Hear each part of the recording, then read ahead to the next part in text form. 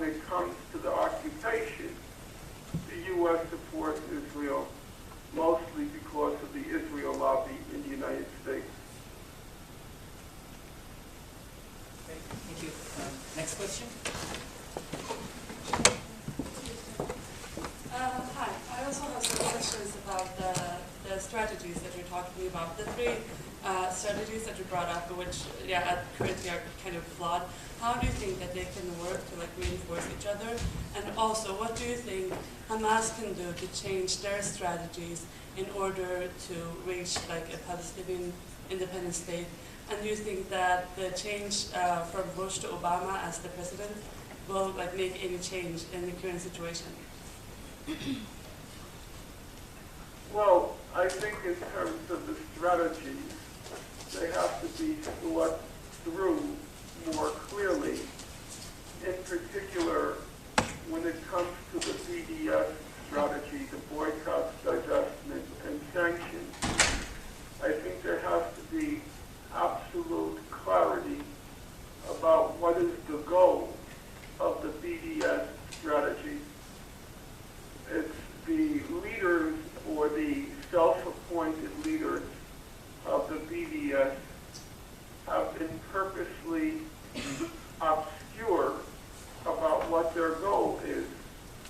Do they want to end the Israeli occupation of the West Bank and Gaza and East Jerusalem, as well as to resolve the refugee question? Or do they want to also dismantle the state of Israel? I am in agreement with the first goal.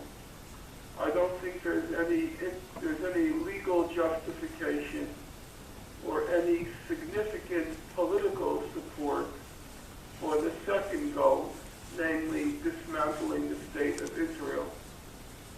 When the self-appointed leaders of the BDS are asked this question, they always say, well, they support international law. But international law happens to be very clear on the question of Israel's legality as a state. Now, you may not like it, or you may like it, but that's beside the point. The issues of law are clear, that Israel is a state as a member state of the United Nations. It's a state, and it has the same rights and the same responsibilities as any other state within our state system. And so, if you want to use the law, as a weapon in order to end the occupation, then you have to be clear about what the law is and what your aim is. And I don't think the BDS movement has been very clear on that issue. Purposely so. All right. Professor Finkelstein, we have just maybe 10 more minutes, so let's all try to be brief. Hey, since I am from Germany, and I think the position of Germany referring to this conflict is very special, I wonder... I can't hear the question. Okay. Since I am from Germany, and I think the position of Germany is very special in this conflict... I cannot hear anything.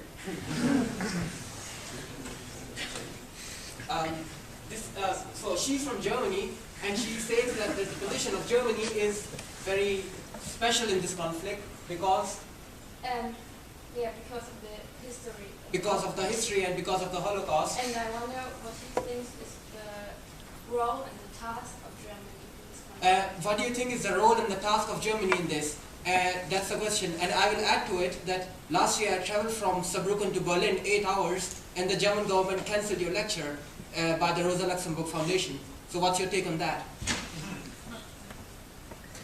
Well, there are a number of things to say about Germany, so we have to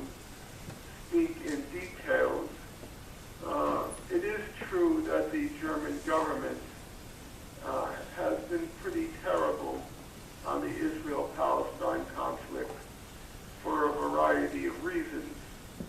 And it's also true that German public intellectuals have been quite terrible. On the other hand, if you look at German public opinion, and there have been many public opinion polls taken in recent years, Germans are overwhelmingly no longer supportive of Israel. And the Germans also no longer accept the notion that Germany has a special responsibility to protect Israel. It's also true that after the Mavi Marmara massacre, the German parliament did pass a cross-party resolution which was very critical of what Israel did on the Mavi Marmara vessel, and it called for an international investigation. And even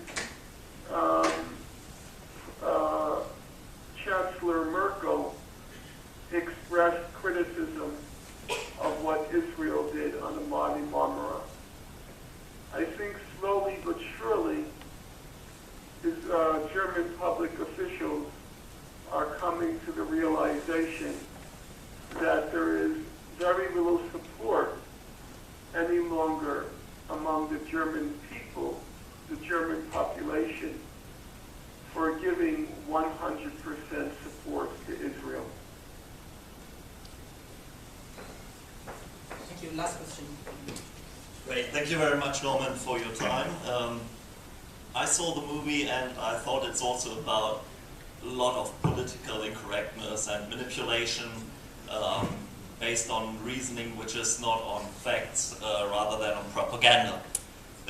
You also mentioned that your mother was thinking a lot about her life and found once an answer to all the questions what life is about. Now that you obviously had a very active political, academic life with a lot of struggles, have you found one of these answers for yourself yet? I'm not a great philosopher, and I've not had the time and probably don't have the mental capacity to think through the larger questions of human existence. And I guess the older I get, the more perplexed I become about this thing called human beings. They're making, as a concept, it's making less and less sense to me. The concept of a human being. These very oddly shaped creatures. And I remember as a young man, I read, and I think it was Anna Karenina. I read War and Peace and Anna Karenina, but now between them, I can't remember which it was, but it was the character Levin, and he was searching for why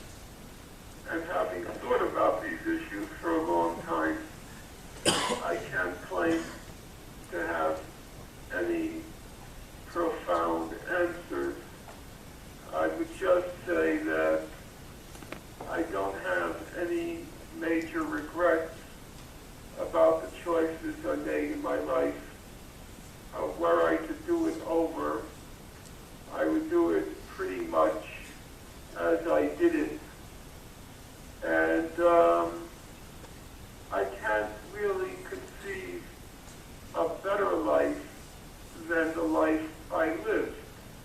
I don't think if I had made any other choices, I would have been significantly happier than I am with the choices that I made.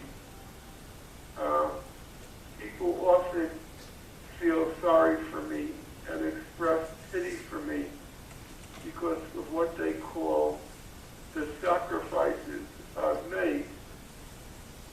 Well, the first and obvious point is that I'm 57 years old, so I've actually lived many years more than, judging by life expectancy charts, most people have in Africa. So in terms of sheer survival, I've made out fine. I also have a roof over my head. I have no trouble feeding myself. And even though I don't have health insurance, which is a problem in the United States, so far I've managed to stay in good health. So in all those respects, I can't see that I've made any significant sacrifices. And the truth of the matter is, for me, if I were not allowed to say what I believe, that would be a sacrifice. So insofar as most of my adult life, I've been able to say what I believe. As the German folk song says, Die Gedanken sind frei, thoughts are free. And so long as I've been able to freely express what I believe, I personally think it's those people who, for whatever reason, were not able to say what they believe. It's those people who have made the sacrifices for which I pity them.